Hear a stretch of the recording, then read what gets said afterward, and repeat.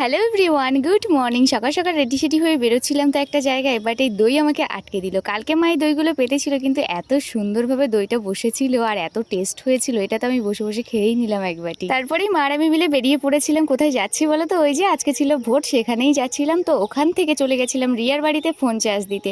সবকিছু মিটিয়ে একেবারে ক্লান্ত হয়ে বাড়িতে ফিরলাম। তবে এখানেই শেষ নয়, এসেই চলে গেছিলাম পিসির গোয়ালে দুধ নেবো ওর জন্য। ওখানে গিয়ে বাছুরদের সাথে কিছুক্ষণ খেলা করলাম, তারপরে দুধ নিয়ে চলে আসলাম বাড়িতে।